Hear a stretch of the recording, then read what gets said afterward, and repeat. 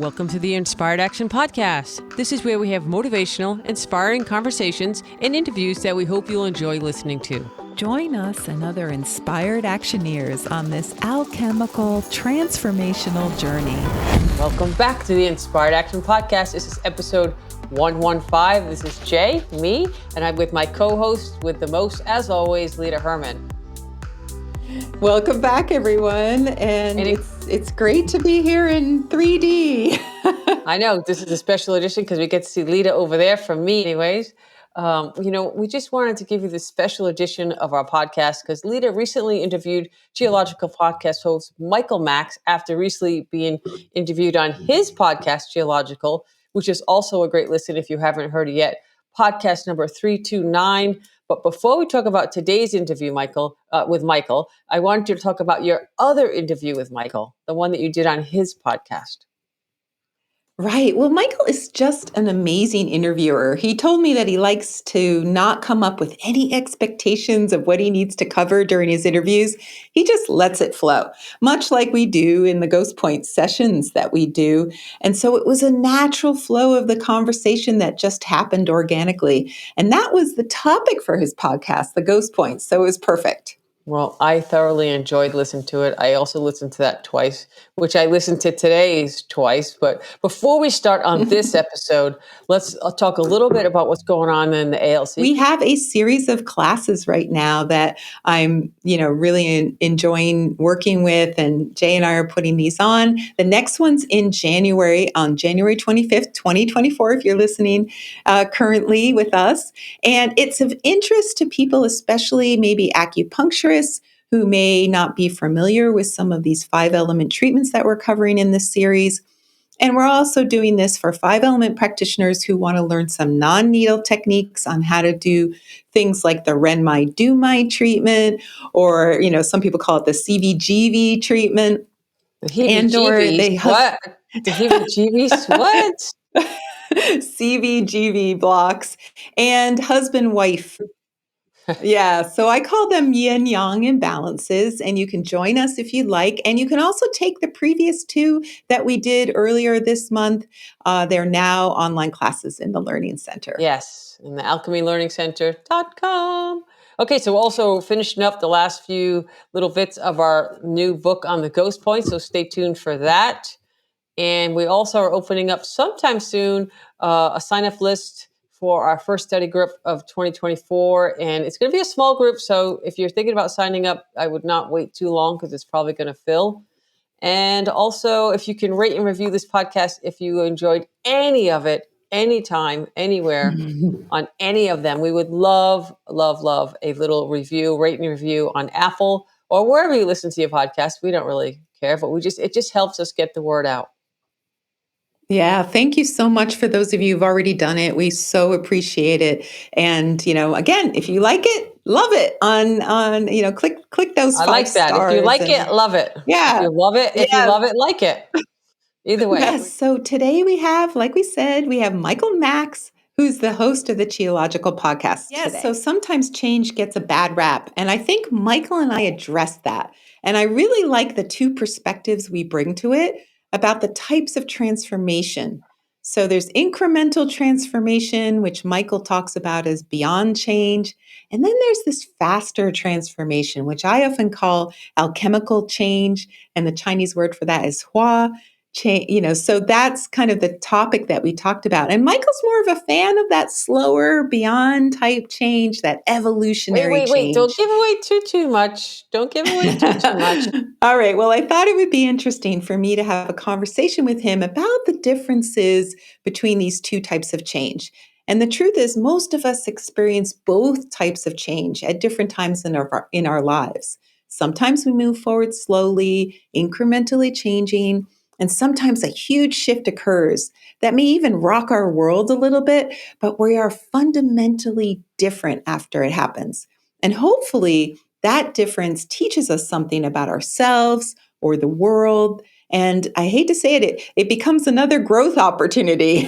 Yes, it's totally true. Even the tough stuff and the big challenges often are our biggest opportunities for growth. in this lifetime for sure. Some of us want to stay in that Bian-type change world, and that's okay. But you'll see at the end of the interview how we discover that even the Bian-type change can be magical. I really enjoy that both of you speak the same language, but you have different approaches and different theories and stuff. But I really enjoyed listening to you both chat about it.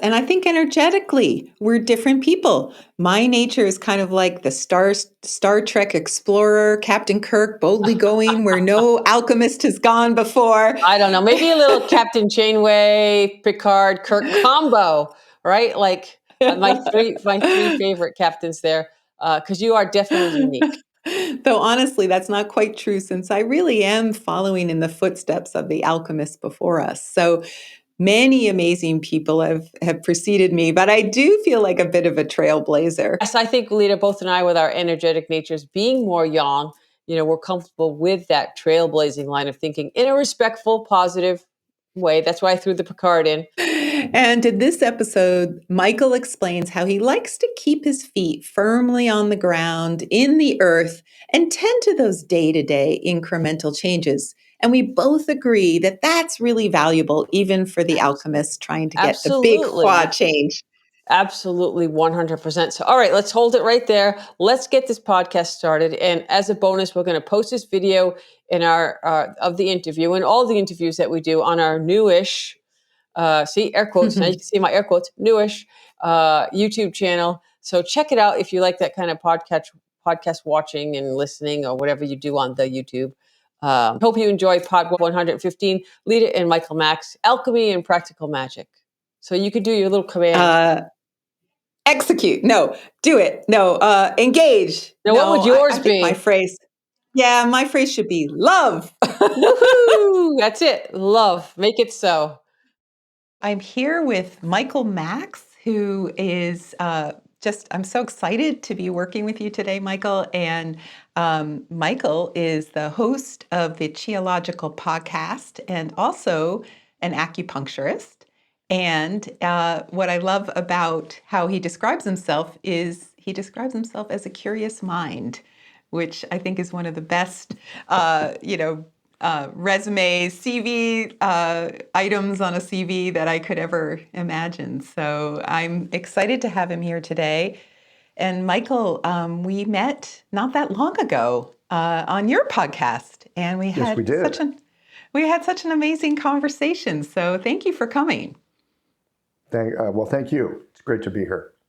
Yeah, and it must be interesting to have the tables turned, so to speak, and you being the interviewee. Is that something you've done before or do often, or is on it occasion. Kind of a new thing? Yeah, on occasion. Yeah, I've been on a few other podcasts, and every now and then somebody that I reach out to says, yeah, I'd love to be on your podcast. I want to talk to you. Yeah, awesome. Like, oh, okay. So That's there how have I been feel. a few of those. And another one coming up, actually. Yeah, okay, great. Yeah. Well, Jay and I are super excited to have you here today. And, we had such an interesting conversation last time about change and transformation from the perspective of alchemy. And I just really wanted to continue that conversation and to think about our curious minds, because I feel like a kindred spirit in that effect. Like you also wrote on your website that you have an inquisitive heart, and I just love that phrase. And yes, I think that's true. That is on my website, as is curious mind. It's funny, it's great being on the other side of the microphone, so to speak, having someone else drive, because I hear you say this back to me. Oh, he's a curious mind, and I'm thinking. I mean, it's not that it's not true. It is true. It is absolutely true. Yeah. But you bring up inquisitive heart, and I actually think that's maybe more to the point. I love that. And maybe even more to the point when you say like what he is, he's a curious mind. Really, what I am is just an acupuncturist. I mean, at the end of the day, the bottom line is I'm an acupuncturist. That's what I do. Like full stop. Right. So what does that mean? What does it mean to be an acupuncturist? Well, you got to be curious, because look, people are walking in your door and they got all kinds of weird stuff going on, or they would not have walked in my door. Yeah. And so it turns out that curiosity is a good place to start. And the reason it's a good place to start, at least for me, is because I'm terrible at memorizing things. And I'm terrible at like learning systems and flow charts and, you know, all the stuff we often use for diagnostics. I'm like, I'm not great at it. I kind of have to spend time sitting with people, talking to people, listening to people, waiting for them in some way to tell me, here's what's wrong and here's what I need. Because if you listen long enough. Heart to heart, right? Yeah. It's heart to heart. There's that heart to heart with the intention of you hang out long enough, they'll tell you what they need. Which is very different than the usual medical paradigm of I'm the doctor and I know. Because I'm the doctor and I often don't know. Yeah. That's beautiful. Beautifully said. I love it. Well, I mean, it's just where I come from. It's what my practice has taught me over the years. I've tried to do it other ways, and I failed. Yeah. Didn't help. And I think that's really in the classics too, this idea of that deeper level listening. That's not just like listening to the words, but you're listening on a heart mind level, like on a deeper level. And you know, the one thing I wanted to say before we get deeper into that is like being on your podcast, it was great to be able to talk to mostly an acupuncturist Chinese medicine audience. And coming on our podcast, we have a lot of people who are just naturally curious, and they might not be in healing even. They're just people that maybe are receiving Chinese medicine or really interested in ancient Chinese philosophies. And so I love hearing what you have to say, because that's really on a level that we all need to know. I always like to say everyone needs to know this stuff. And what you're saying is interesting because we apply that to acupuncture or healing. But what would happen if people on a grand level were able to listen like the way you're talking to each other? That would be a game changer. So, yeah, like, for example, if I can pull off with my family what I do in clinic, I get along better with my family. Yes. I love that. I was thinking about, you know, where we left off in our last interview and where you interviewed me. And I'd love to get your thoughts more on sort of deeper levels of transformation and change. And I love that you talked about kind of being enamored with transformation when you were younger, like in your youth. Yes. And Yes. I wanted to hear more about that. Like, how old were you talking and what does that mean? Yeah, okay. So there's been a journey there for sure. I would say, so when I was a kid, and when I say kid, I'm going to say like a high school student, I was really enamored of this stuff. I read the Carlos Castaneda books with Don Juan, you know, being a sorcerer, person of power. And I think a piece of why it was so appealing to me is I was an idiot kid. I was an idiot teenager. I was not really good at talking to other people. I was shy. I was withdrawn. You know, I don't know if I was introverted. I was just shy and clumsy. I was like clumsy, especially like if girls were involved, right? You know, there's that whole thing, you want to have status and maybe just keep your damn mouth shut so people don't find out you're an idiot. I was a clumsy kid with communication. And so I was really drawn to this idea that, ooh, there's unseen worlds. And if I can work that unseen world, then I'll be able to get along with people. That's all I was looking for. Yeah. Can I just get along? Can I just be a regular person? And I didn't have the skills as a young person. And so, you know, the idea of being a magician of some sort was very intriguing. It was a shortcut. It turns out it was like a shortcut. And it's a shortcut you can't take. Yeah. Because with anything, you got to do the work. Yeah. And so I always get a little nervous around the word transformation because I remember my 17-year-old self was wanting that kind of psycho-spiritual bypass. Yeah. Which of course that was you can't exactly. get. I was going to ask you about that phrase. And do you encounter people nowadays where you feel like that's still, you know, something people want. It's maybe Absolutely. Yes. younger Yes. people or Lots of people. Yeah. Look, I'm an acupuncturist. People come into my office, especially those who have not had acupuncture, and they think it's going to be magic. They've heard about it. They don't know what it is. Chinese, old, a little mystical. Ooh, right? Needles. It's going to be magic. Right. Sometimes it really, really, really is. Yeah. But the magic is in the person, not in the acupuncture. Magic's in the person. So yes, I think people of all stripes still have that. Yeah. So Agreed. I don't have a problem with transformation. It's not this like new agey, oh, it's going to be wonderful. Tap a magic wand and you're a unicorn now. It's like, it doesn't work that way. First, you're going to be a goat. That's great. You know, I've been saying for a little while that I've been working with a lot of people who've really had a pretty assertive spiritual practice, through meditation or studying with, maybe gurus from other places. There's lots of sort of seekers, looking for maybe that, Shangri-La of life. And what I've noticed is I often talk about there's basic humanness we have to deal with before we can do those really high level spiritual, meditations and sort of even astral traveling. It's almost like, but like there's a basic level of humanness that gets in the way when you try to do that spiritual bypass. Yes, you can get to these higher states of mind maybe, but then eventually the human part of you kind of comes in and says, wait a minute, you're still afraid of this. You're still, ever desiring X, Y, or Z. Like even the desire for that spiritual awakening is sometimes getting in the way.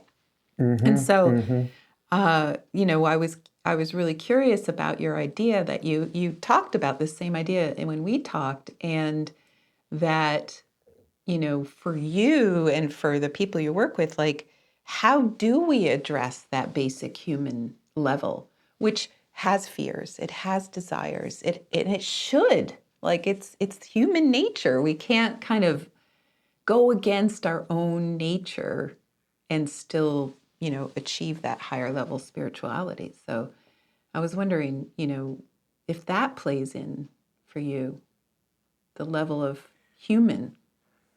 Yeah. Well, you're speaking some Chinese medicine talk here. Tian, right? Heaven, earth, human in the middle. Yes. Like Jing Shen. Yeah. There's this dynamic. Look, the Christians have it too, right? The Father, Son, and Holy Ghost. There's this Trinity that shows up again and again and again. Yeah. There is that desire and that connection with something maybe larger, bigger, more. I'm always nervous about the word spiritual, but we'll use that as a placeholder for something that you can't really put into words. Right? When we talk about heaven, we're talking about that which is unbounded and really you can talk around it, you can talk about pieces of it, but you can't talk about the whole thing. Mm-hmm.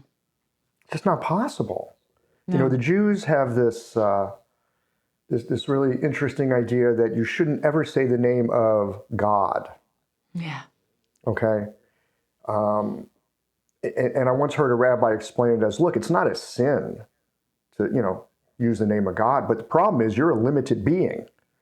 And any limited being suggesting that they know something about God is going to be incomplete. And it's not that it's a sin, it's that you cut yourself off from everything outside your conception of what could be. Yes. So words are a little tricky. With Taoism, right? The Tao that cannot be, the thing that cannot be named. That's right. The Tao that can be named is not the true Tao. See, the Taoists were Jewish. Yes, that's it. That's it. I mean, it really is the same idea. So when we're talking heaven, earth, person, with that idea, okay, heaven is, or spiritual, it's a placeholder. for this thing we can't really talk about. Poetry's helpful, right? Art's helpful. Music is, there's all kinds of things that'll get us there. Anyway, and then you got the earth, where we are, this, we often talk about the earth like, oh, the earth. I think of it as a mud ball. It's like, yeah, we're here in the mud ball. Because it really is, when you think about like the lower, drives and instincts and, aspects of Hua, if you look at the spiritual aspect of Chinese medicine, it's a mud ball, and it's red in tooth and claw, and, nature. Oh, nature, it's wonderful. Yeah, nature's going to kill you one day, right? So there's that too. So you got this amazing placeholder for spiritual. You got the mud ball. Yes. The lower aspects that you have to pay attention to if you want to live on the damn mud ball. Yes. And then you got Zhen, then you got the person, that's us. Like who we are and our journey as, living beings in between these things. That's where, we actually help transform the mud ball and that which cannot be named. We're part of that process. So, yes, and we're vertical in that process, unlike some other animals that are on four legs. We're constantly kind of reaching up in our body, as it is often depicted in Chinese medicine with the hands up. That's right. So I'm all for that intermarriage, interpenetration of heaven and earth. But sometimes you got to really deal with the mud ball. And I've seen this in my own life. I've tried to take that bypass, like, oh, it'd be cool to be a shaman. And then I read up on like Siberian shamans. You read up on shamans in traditional cultures, and it's like, oh shit. If I could avoid that, I would like to avoid that. I don't want any part of that. That looks like a rough job. They're not messing around. Yeah, they're not messing around. It's like, okay, I'm going to suck a poison spirit out of someone, digest it through my own system, and spit it out. Like, maybe I'll go work for the postal system. Right. Right. So I don't think there's a bypass. I'm being long-winded here. I think what I want to say is the work of earth that we need to do is a work of earth that we need to do. Yeah. And I think it's helpful because it helps, at least it's helped me, I'll speak really personally, be able to put my feet on the ground in that mud ball, deal with things like, how do I make a living? How do I learn to get along with people? How do I find work that's meaningful and helpful to others? Yeah. How can I live in a way that builds connection? And how can I get my needs met? All at the same time. It's like you got to work on the mud ball piece. Yeah. So I think that's an important part of that journey of change. Yeah. Sometimes there's shadowy things we carry. Not sometimes, there's always something shadowy that we carry. It goes with being on the mud ball. Yeah. We need to do some kind of work with that to some degree. I think there is. Yes. Because change is inevitable. I mean, we have to change. It's inevitable, right? We don't have to. Well, let me put it this way. Nature's going to do it for us. Nature, yeah. So the question is, do you want to get out ahead of it? Like be on the cutting edge, like surfing a wave, or do you want it just to smash you until you finally go, okay, I'll go where you're going? I often talk about coursing the wind. Imagine being a boat on the sea and being just without a rudder and a sail and just being like smashed around by the waves. Oh yeah, that's no good. Or there's some way. What is that way that we can course the wind is the phrase, which is just really directing ourselves through time and space in a way that feels meaningful, like you said, even safe. Yeah. Well, that's okay. So that's a great metaphor. So when I think of a boat on the water, and I know a little bit about this because I know how to sail. First thing you need is you got to have some kind of ballast and some kind of a keel to propel you upwind or across the wind instead of just downwind. You need a rudder so you can steer yourself, and then you need to know yourself, like where you want to go, like the hand on the rudder. Good point. You need to know what that is. You need to know yourself in that way. And you need some ballast, to keep your right side up. Yeah. So for example, if you don't know if you haven't figured out your work life, for example, if you haven't figured out how to make a decent living, because we're talking about living on the mud ball. If you haven't figured out how to make a decent living, maybe not the time to think about deep spiritual practice yet. Absolutely. Yes.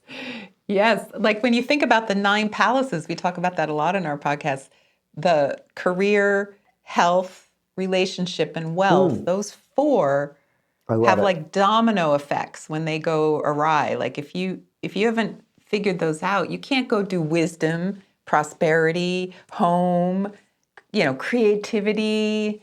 You can't really manage those. This is awesome. So I didn't know about these, but tell me a little bit more about these palaces real quick. I know your audience is probably familiar, but I want to know. So they come from the magic square, which was what was on the turtle. There's a whole myth around how the magic square developed, where each row and column adds up to the number 9. No, sorry, the number 15. But there's 9 numbers. And so it's career, health, career, relationship, health, wealth, home is in the middle, number 5. And then it's creativity, travel, prosperity, and wisdom. The higher level palaces, where, again, you have to have the kind of lower level palaces worked out before you do the higher level palaces. And then it's kind of like a Parcheesi board, one of those game boards where you go around the outside, and when you complete everything on the outside, you get to go home to the middle point. Yes. And home is spiritual. It's a spiritual home. It's God. It's whatever you want to call it, the Tao. And you're in the middle of all of it. Yeah, exactly. You're in the middle of all of it. Yeah. Yeah. And the idea is you have to address all 9 on some level. Like otherwise, it'll pull at you, or it'll start messing with your life if you're not at least, we have to balance all of them. That makes total sense to me. Yeah. That makes complete and total sense. Yeah. Wish I would have known that as a kid. I know. But, part of the job of being a kid is like, I think I don't know. Yeah. But I think about what you said, like if we don't look at our career as either a means to just have money, make a living, or some people really want a meaningful career. That's really important to them. But not everyone wants that. Some people just want a career to fund the things that really mean to them in other aspects of life, which is acceptable. Totally acceptable, in which case, I hope they're making really good coin so they can fund themselves really, really well. I know. I've known people that do that. I've known people that have done like international business consulting work, very, very high level, very big paychecks. So they could then take that money and run their own nonprofit for doing these sustainable community projects. They were self-funded nonprofit. Yes. Yeah. Yeah, that's fantastic. Like it is. That That's yeah. some So that would high-level be gong fu. Yeah, so that would be them sort of having an abundance palace that's very robust. They have that sense of abundance, which doesn't mean you have to have tons of money, but it's a mindset. Yes. I love that word abundance. And I love the palace of abundance. Yeah. Like, okay, how do I get to a palace of abundance? There's a bunch of acupuncturists, maybe a bunch of your listeners too. Oh my God, how am I going to make the rent this month? Well, maybe work on your palace of abundance. Yes. How do you do that? And I think that, if we think about change and sort of the more aggressive level of change, transformation, or even transmutation, which we use a lot in alchemy, what are the set of tools that we need to address this human desire for more? We always want more abundance. We want more prosperity. We want that relationship. And so even though we say, hey, maybe I don't want to change, maybe I just want to get back to like where I was when I was feeling better. Maybe I want to go backwards in life. I don't want to go forwards. On some level, it's not really possible to go backwards ever. Mm-mm. I mean, No. certainly unless you really are an alchemist and have figured out how to reverse, I call it Benjamin Buttoning it. Benjamin Button, the movie where he goes backwards in age. If you know how to Benjamin Button yourself, then you're good to go. But other than that, we're aging and we're moving forward in sort of whether we like it or not. Yeah. I think a lot of the issues that I see in my clinical practice,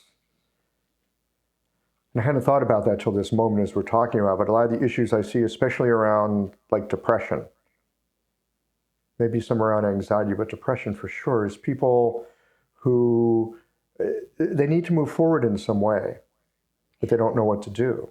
They don't know how to do it. Fair enough. Often we don't. That's why we're in the muddle that we're in. Oh, maybe I'll just go back to this other thing. It wasn't great, but it was comfortable. Right. And I watch it in my own mind. Like, oh, I don't know how to fix this problem I got. Well, I could just live without it. Yeah. I'll just live more simple. It's like, no, actually I'm being asked to do something different. Yes. So I think we see this show up psychologically in all kinds of ways in folks. Yes. They end up medicated or, whatever, because there's actually some kind of transformation that they've been asking themselves for. Yes. Don't quite know how to do it. Yeah.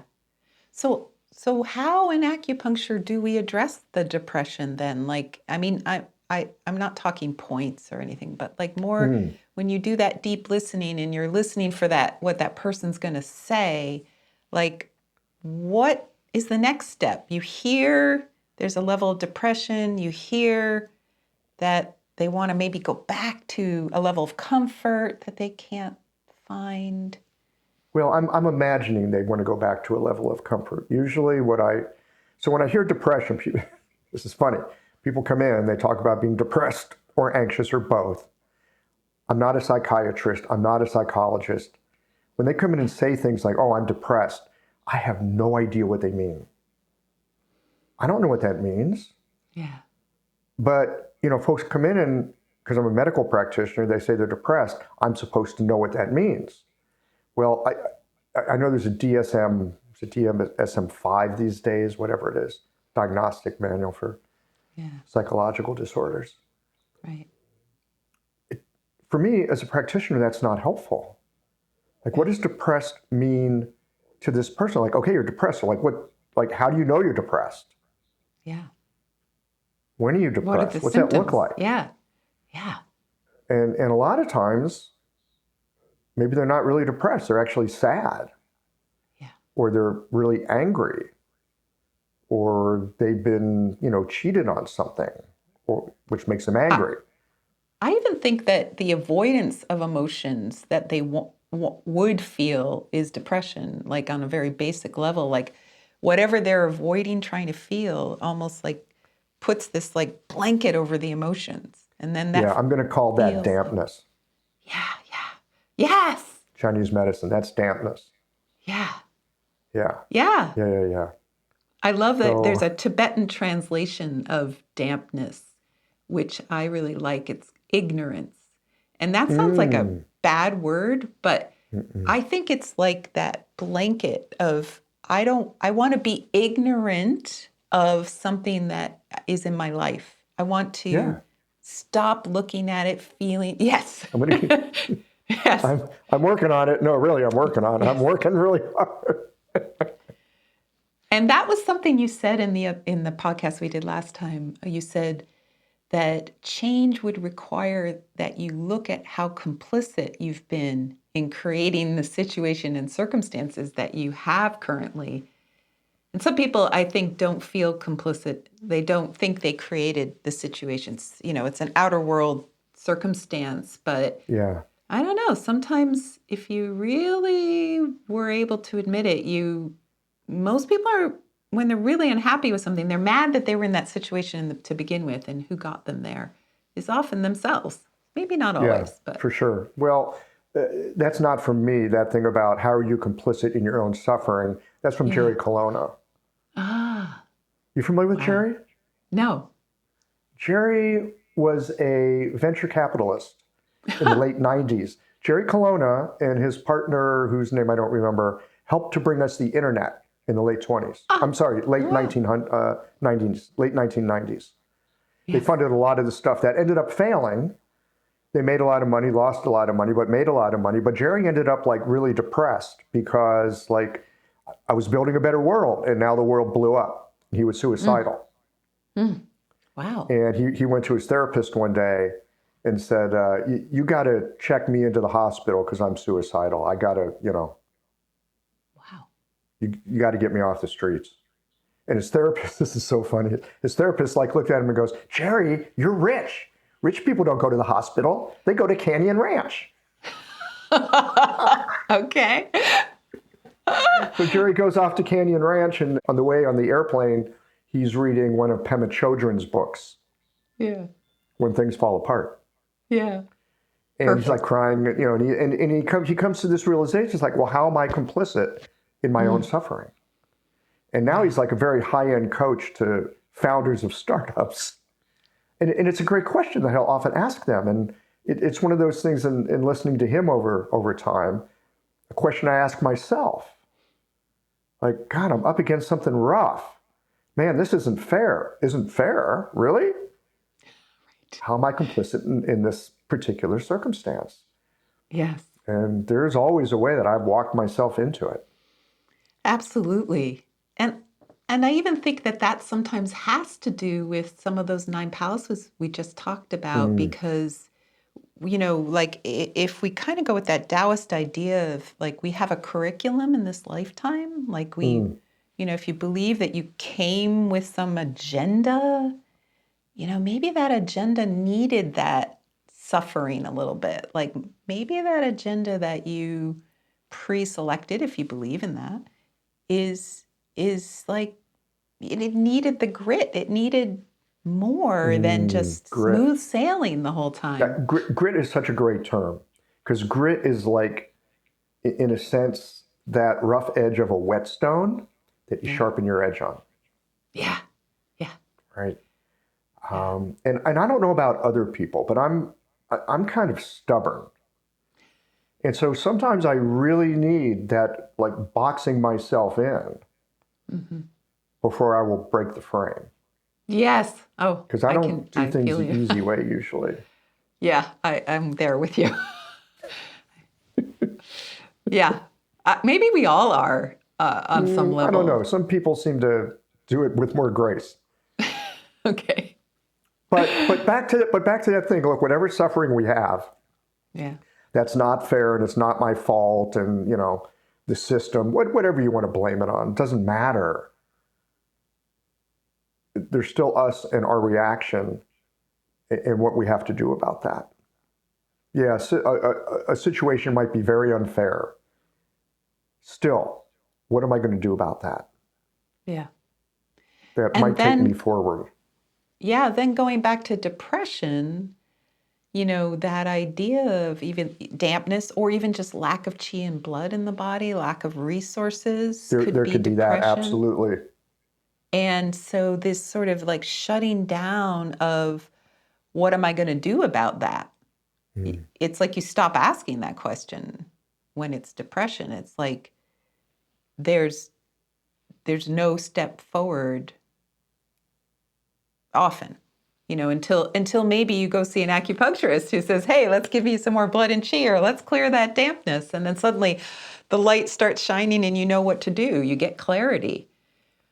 Maybe, or maybe you see a really good therapist and they help you work through some of that. Maybe your life and marriage and everything else falls apart and you're just looking at you. Right.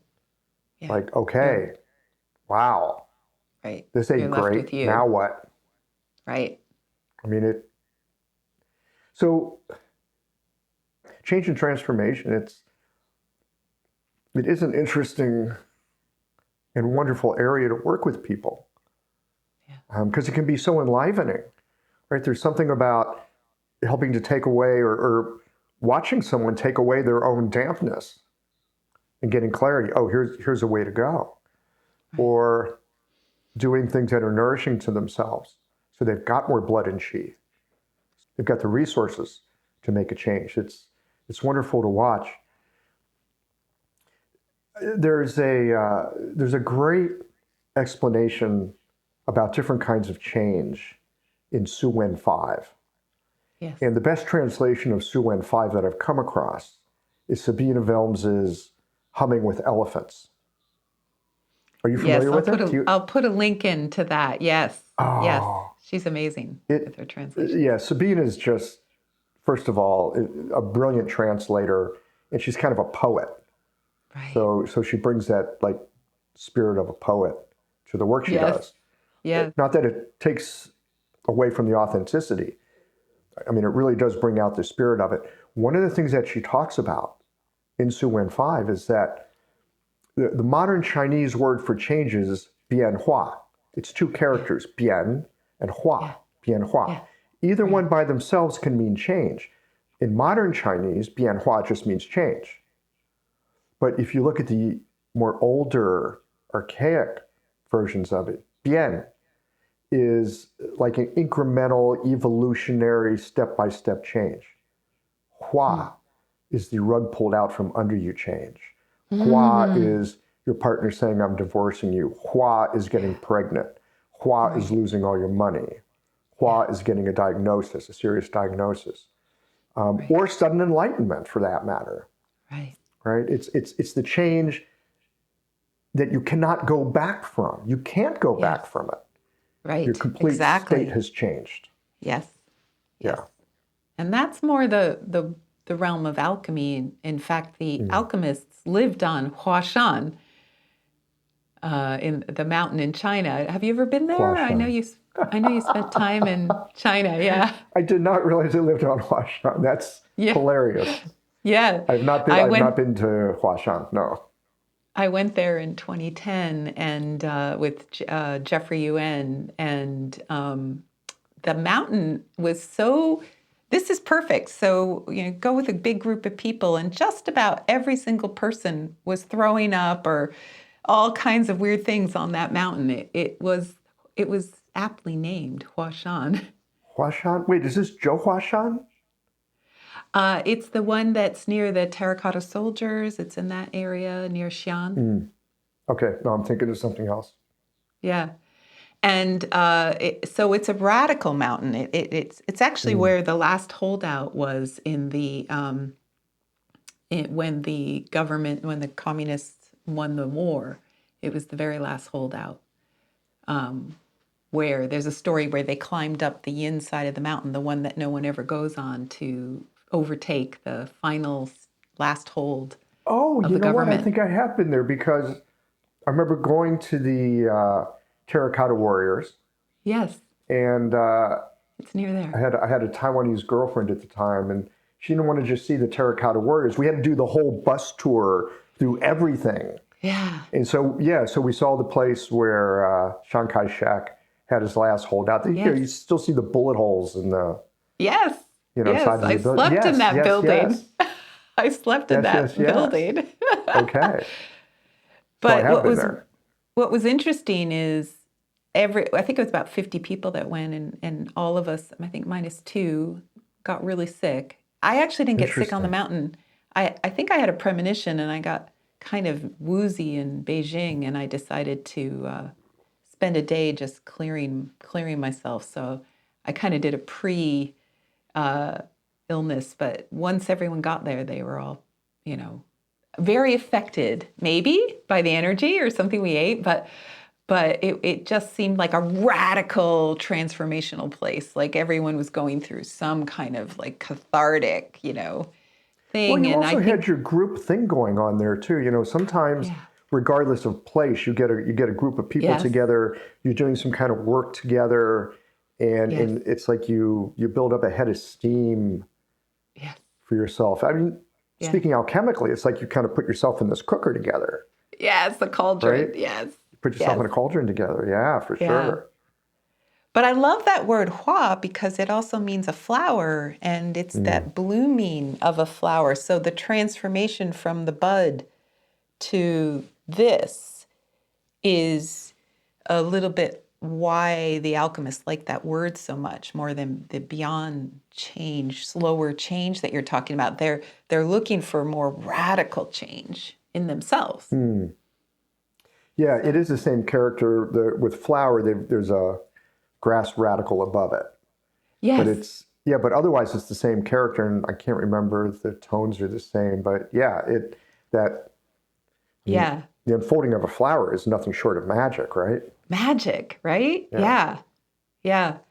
So I like that idea of like slow incremental change, versus transformative or actually transmutational change, where something really, like what happens when a species starts to mutate, like there's something, why all of a sudden, you go through sort of an evolutionary process, and then suddenly something radically changes. Yeah. So with that in mind, and again, I'm thinking and speaking here as a practitioner. Yeah. I get a little bit nervous around Hua change. If there hasn't been some kind of grounding or work to root it. Absolutely. So a certain amount of Bien change, and like we were talking about earlier, look, I like to have my spirit up in the sky too, but I got to make sure the rent is paid. Yeah, exactly. So making sure that some of that mud ball stuff is taken care of, or shadow material that we have is taken care of. Bian-type changes are very helpful for that. Very a little helpful. incremental change here, a little incremental change there. You go from having a terrible job that has awful hours to a good job that has decent hours, to maybe you're self-employed, you get to choose your own hours. And now you've got way more possibilities for what you do with your time and your spirit and your life. I think where I sometimes see people come into the clinic, and where I get very nervous around change is when I experience someone asking for a Hua-type change without having done some Bien change work. Because that just seems risky to me. Or even like if you may not mean to do this, but like I'm sure you've had this before, where one session just makes a radical change. The person changes. Like you didn't try to evoke that change, but all of a sudden, like the clouds opened up and the sun shined in, and they come back like all excited. But I think then the beyond change also needs to support the Hua change. I don't know if you've noticed that, but like sometimes people feel radically better, and then there's maybe a little period, and then they come in and it can even feel worse. And it's not even that it's worse. It's that they had some kind of repeated old symptom come up, and the fact that it had been gone for a little bit made them feel so good. And then when it came back, they were almost more devastated than before. That shit didn't work. Right. It's like, okay, well, it came back, and how bad is it? Well, it's 80% better than it was. Yeah. But it came back. And they're mortified. Yeah. Well, so there's that. And then we see this a lot with acupuncture all the time. All the time. People come in, they have an amazing experience. Oh, wow, this stuff really is magic. Yeah. And then they come in for their second treatment, and it's the ho-hum treatment. It's like, well, that wasn't like the first one. It's like, because you went 50 miles on your first one, and you went a mile on your second one. Yes, that's it. Like you're already, in some ways, you're already different. Sometimes when you get that big leap, people don't realize that they're already quite different. And you have to consolidate that change. Yeah. You can't just keep going Hua, Hua, Hua. Right. Yeah, and nobody can withstand that much Hua change. Well, I mean, it feels good. It's exciting. But it'd be like me long... as a 17-year-old, if I actually did get those powers, like, ooh, I can mind control, talk to girls now, that would have made me dangerous. Right. You can't withstand constant Hua change, but beyond change, that's sort of the human nature is we slowly, incrementally grow older. So of course we're changing. So like, we grow wiser, a little bit of change at a time. I got a question for you. Yeah. What is wisdom? What does wisdom look like? I love that. You're back to the interviewer. I'm just asking for a friend here. Oh, okay.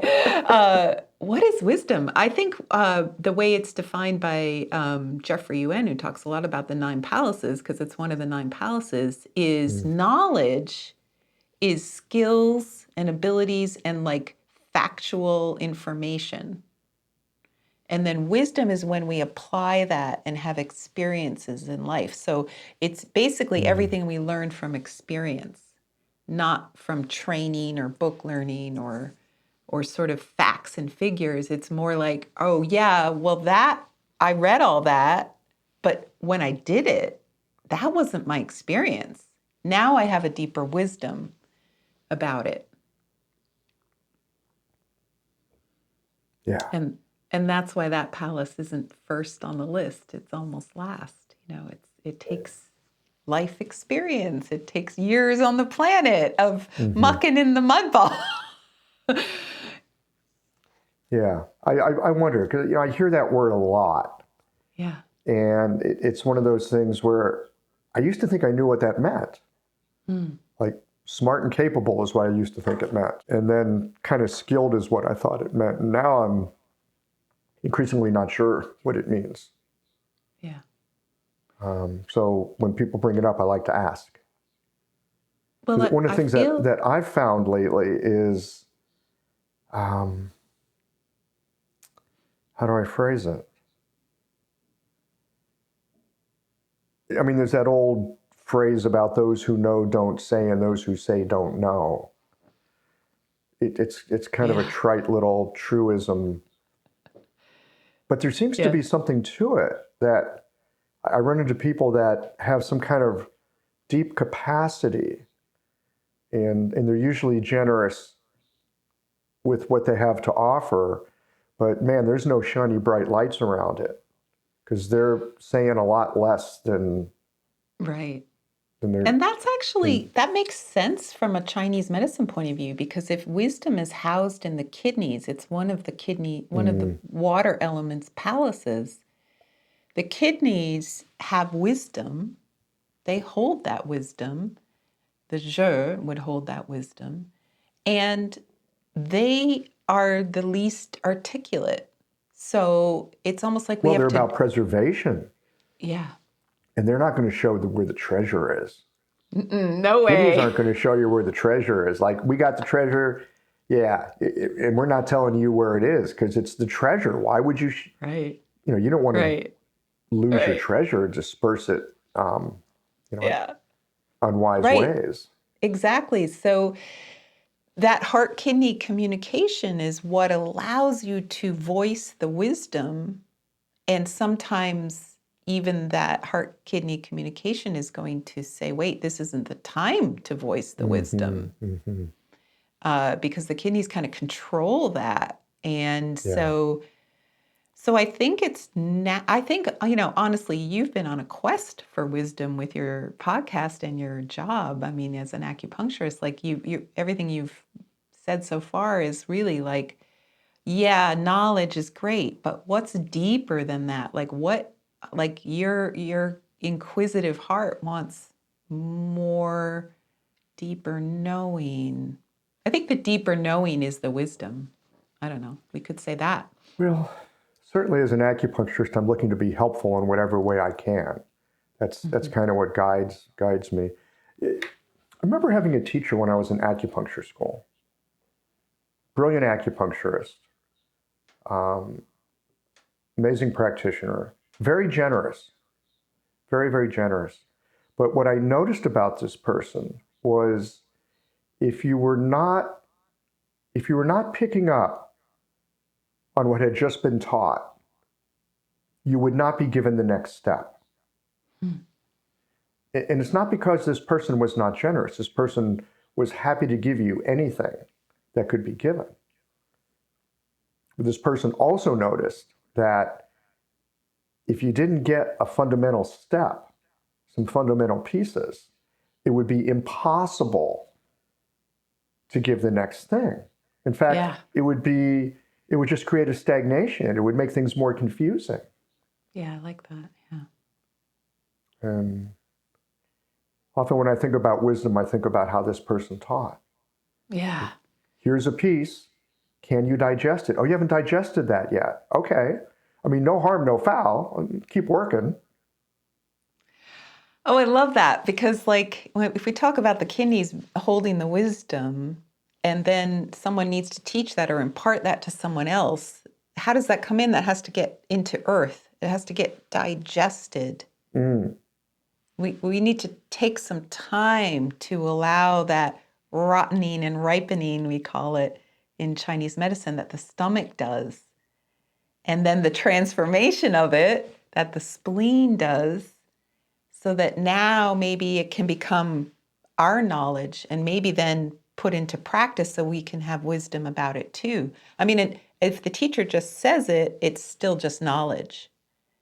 And then we have to kind of digest it. Maybe it's knowledge if you've digested a bit. Yeah. If you haven't digested it, it's just an obstruction. Right. Oh, good point. Yeah. A little constipation there. Yeah, you don't know what to do with it. Your body, mind, spirit throws it away in the end, or doesn't know what to do with it. Just like you said, an obstruction. Yeah. So maybe knowing how to titrate some of that stuff out. I mean, I see this with acupuncture too. There's things that I think might be helpful for somebody, right? But there's things that you need to do to help prepare them, right, to be able to get to that next place. Yeah. So again, with those Bian-type changes, step by step. Yeah. Right. So you had said a phrase in the session we had together on your podcast, the alchemical mindset. So did I say that? You did. You said, I did? That's about right. Yeah. And I wanted to know what you thought that was. And, now that you're not that younger self who wanted all that really fast change and magic and whatever else, like what for you is the mindset you're, looking to cultivate for yourself? Being a person who's constantly, I mean, honestly, Michael, you've delved into so many levels and layers of Chinese philosophy and thought. Not really. No, actually, no, not really. I mean, I've read a little Tao Te Ching, I've read a little Zhuangzi. I read my Chinese medicine books, which is really Chinese philosophy applied. Yeah. When you think about it. So but very much like you said. I'm not any kind of a scholar. Yes, but very much like you said, your scholarship is through communication with people. So these interviews that you're doing, some 300 or so now, these interviews is the way you are a scholar. Like you've created. Yeah, I really wouldn't call myself a scholar. Well, I mean, in terms of. I really wouldn't. Yeah. No, well, what's the word for it then? A scholarly mindset is much more methodical than mine. Yeah. People that are scholars, man, they can quote stuff and they know the commentaries and the commentaries on the commentaries, and they can, suss out different schools of thought and how they interact and how they're similar and how they're different. And I do not have that kind of academic mind. Right. I just don't. That's very true. So what would you call it then? Because you're developing a different way of accessing the wisdom of the world through interviews. Yeah, I know. So I just sit down for tea or coffee and conversation. Yeah. And the thing I like about conversation is it takes the pressure off of having to know something. It takes the pressure off of having to be smart or look smart or any of that. Yeah. It's an opportunity to like noodle on stuff and see what might be there. I really feel like it's an earth mindset. It's like, this relational space is allowing a curiosity about things, and then what you're seeking is that aha moment. It's like, oh yeah, that, but it's through this, relational space that's so different than book learning or scholarly academic. Yeah, it is But very different. It's still very powerful. Well, And sure. it has a place. Look at people like, say, in more modern times, Bill Moyers, right, or Barbara Walters, or Yes. if you know some of the older characters, people like Studs Terkel, right? People who just talk to people. Yeah. Who was that other person who was an amazing interviewer? I can't remember his name. But I mean, Larry King. Yeah, Larry right? King, yeah. Yeah. I mean, there's all kinds of folks that are just, they're present and curious. Yeah, that's it. And so I would say I'm more out of that kind of tradition. Yes. Than a scholarly tradition. But again, I come back to being a practitioner. I come back to being an acupuncturist. And one who's not great with diagnostics. I'm not that good at someone comes in, they tell me a few things, and I go, bop, bop, bop, bop, bop, bop, ding, ding, ding. Oh, it's that.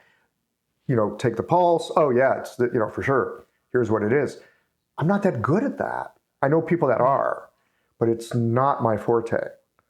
Really, to get along and do the work that I've done, I have had to lean on sitting with people and trying to understand what was going on for them. Right. And in a sense, wait for them to tell me what they needed. Right, right. And at a certain point, it'll be like, oh, I think it's this. Yeah. And then I could fit a diagnostic pattern on it. It's like, oh yeah, I could see how you could get to that diagnostic pattern, but I've always waited for this. I have not always waited for it. I have learned to wait for a moment where it's like, oh, I think it might be this. But this is the key of everything we've talked about today, because I feel like this is kind of what I've always wanted to do in my clinical practice too, which is not necessarily the technician or the scholarly technician. Like, as much as pulses are interesting and, looking at the tongue diagnosis, it's all very interesting and it feeds into what we might think. But then we have this very relational aspect of Chinese medicine, which is we really try to listen with our deepest self, our inquisitive hearts. We try to listen to that depth. And then this is what modern medicine is lacking so much. I mean, not everyone. There are wonderful doctors out there, but they're definitely coaxed into being very much a technician and someone who knows everything. So you go to the doctor to get fixed, and the doctor's supposed to know everything. And what you're saying is we come to it with an empty, bowl of, come and we're empty. We listen and we start to fill up with, oh, maybe this idea, maybe that idea. And then what we do is not the technician. It's more maybe a teacher. We might give them some information, or we might just be with them more. And we already said shaman, but that's really we often say technician, teacher, or shaman. And I would say you're somewhere in the teacher shaman range, and definitely not loving the technician, area. And well, to me, that's the crux of it, of Chinese medicine. Is not. I was hoping I could be that great technician. Yeah. I love the scholar physicians. I love reading their work. Yeah. It's amazing. But I'm not good at it. Right. It's not from not trying. But I wasn't that good at it. I'm not sure in this modern age, Sun Tzu Miao, I don't know where he wrote this, but I read that he said that the more free time we have, or the more advanced society is, the more psycho-spiritual illnesses there are. That makes sense. We have too much That totally time. makes sense. Yeah. Yeah, I was listening to a podcast recently, and the host asked the guest, so what do you think the problem is with our country these days? And the guy says, oh, that's easy. Too much prosperity. Yeah, exactly. Exactly. And so if we're not, exactly.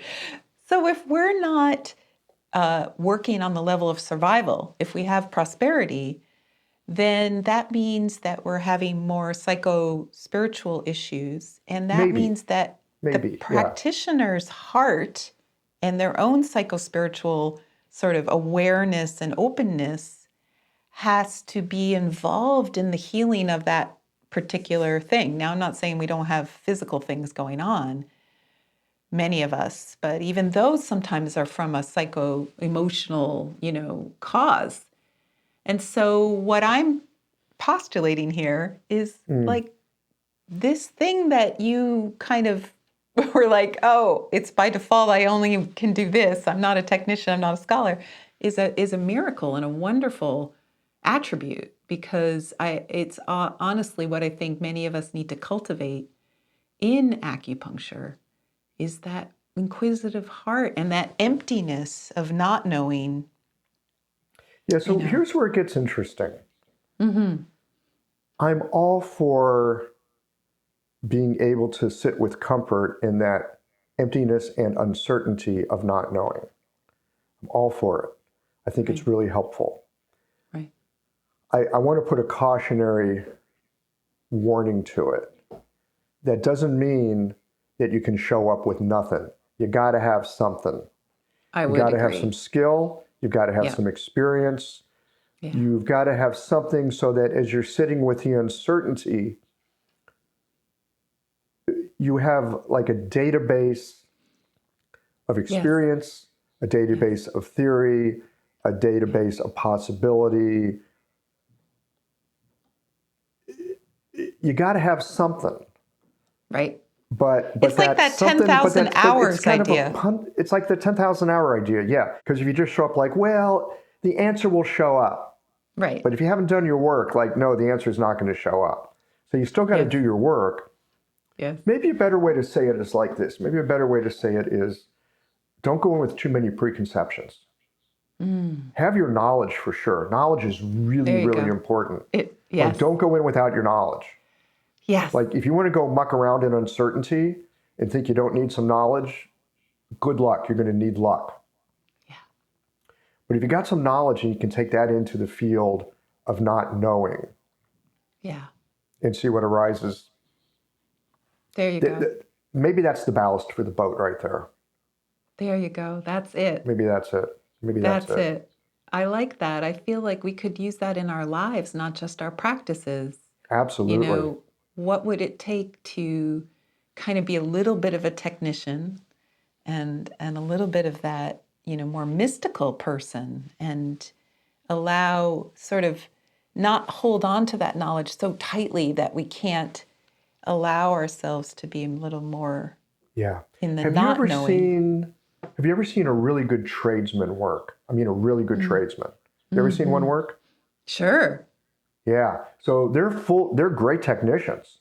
Yeah. And they're full of stuff that they know. Right. But the very best tradesmen are the ones who know how to diagnose a problem. Yeah. And then even if it's diagnosed, like, well, how do I get to that? Like, how do I get to that piece of the track that's behind this wall without taking the wall down? Oh, I could cut a porthole in the wall and get in through there. Something like that. So for sure, there is a place for the technician. I honor the technician. Yeah. Absolutely.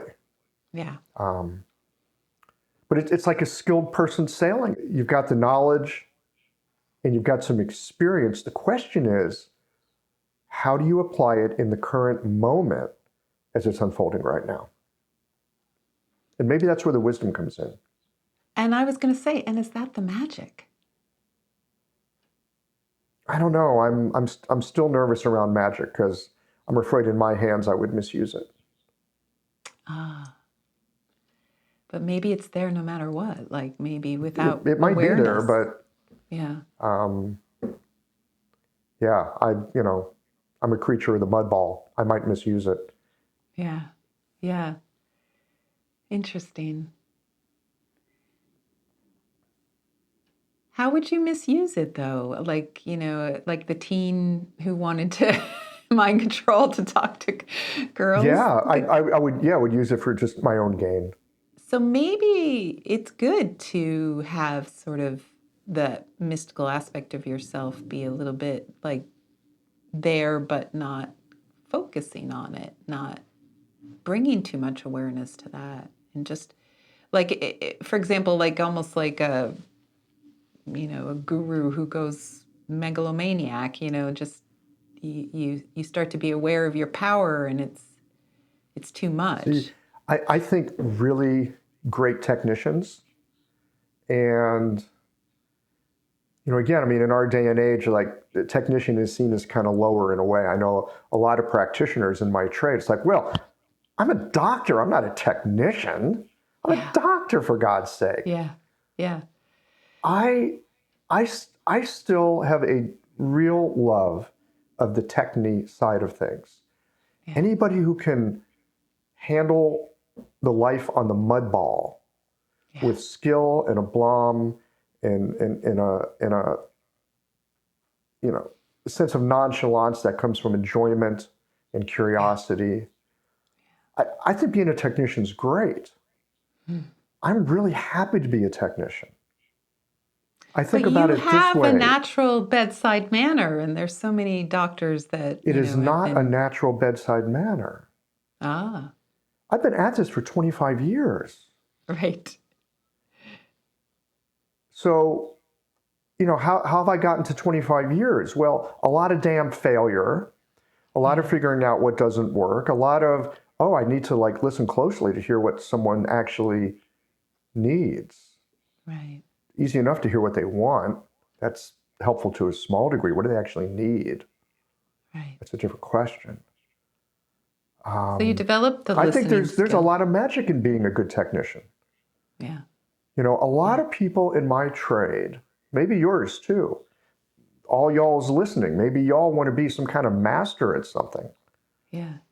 I am not aiming at being a master. I would like to be a good, solid journeyman. Journeyman can do great work. Yeah. Journeyman can, you put something in their hands, they can figure it out. And, journeymen are people of the earth. They're just common people. Yeah. I want to live a common life. I want to be a good journeyman. I like the idea of being a technician. And to me, a good technician, again, is a kind of a magician. So I'm happy to just roll in that realm right there. That's interesting that you bring the word magician back in. It's like part of you rejects it, and then it's like practical magic. I'm very interested in practical magic. That. Practical magic. There you go. Practical magic. I like that. Yeah. And I think that inquisitive heart is the key to that. I really believe there's something that. else. I'm so glad we're having this conversation. Usually, I have thought of magic as being the Hua-type magic. I want to do Hua-type magic.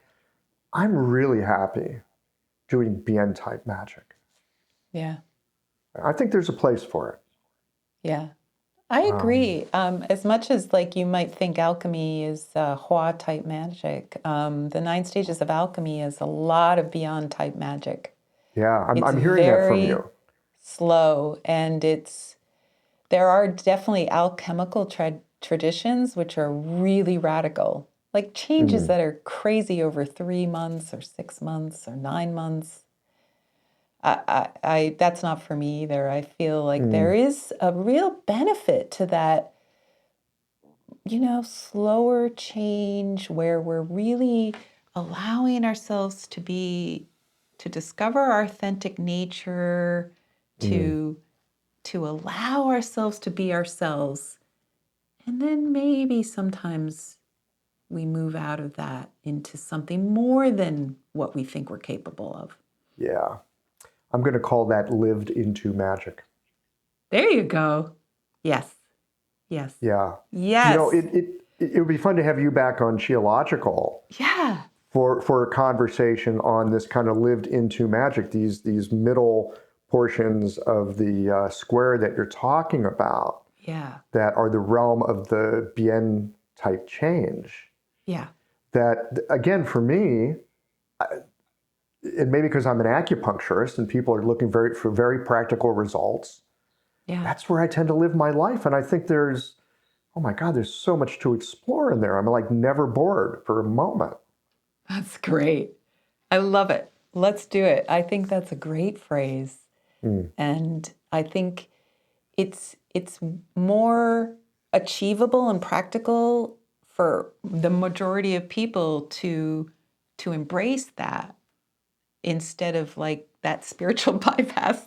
We keep, we keep reaching up to heaven, right? We really want keep reaching it. to heaven, and we should. Yeah. Yeah. I mean, reaching to heaven is a natural impulse. It's a natural inclination. Reaching to heaven is I think we should. I rarely use the word should. I would say a healthy human is putting their feet in the mud ball and reaching into heaven. Yeah. Yeah. So Yeah. Both there and. you go. Yeah. Yeah. Awesome. We're trees. We're trees. Yeah. All right. Great. Well, Michael, this has been great. Is there anything else that you want to share with us, either about anything that you are doing upcoming or places that people should check out more? Not really. I appreciate you inviting me to this conversation. I've learned some wonderful things about magic. That's great. Wow, there's a Bian-type magic. Yes, living into your magic. Yeah, so I'm down with that. Cool. And just the opportunity to be on the other side of the microphone and to let someone else drive, get a chance to see what I'm thinking about. Yeah. I know. It's really cool. It's really wonderful being, on the receiving end of thoughtful questions. Yeah. It is a kind of magic.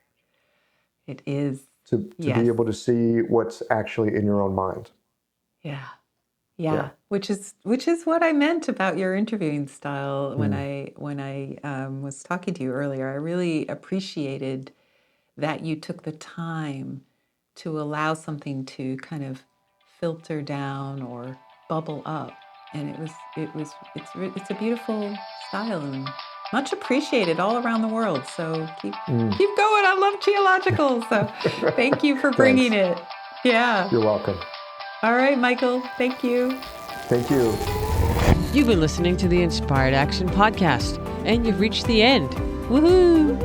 Why not celebrate a little bit and click that subscribe button right there. We love having you with us on this journey, and we want it to continue. You can also rate and review this podcast. And if you have already, thank you so much. We read all reviews, and your reviews help other people find this podcast as well. You can also be a part of this podcast yourself by submitting a voice recording message and emailing it to us at leta@inspiredactionpodcast.com or jay@inspiredactionpodcast.com. And if you want, you can join our Facebook group or follow us on Instagram. Join us next week for another Inspired Action conversation. And thank you for listening. Thanks for listening, and remember to hug the dog.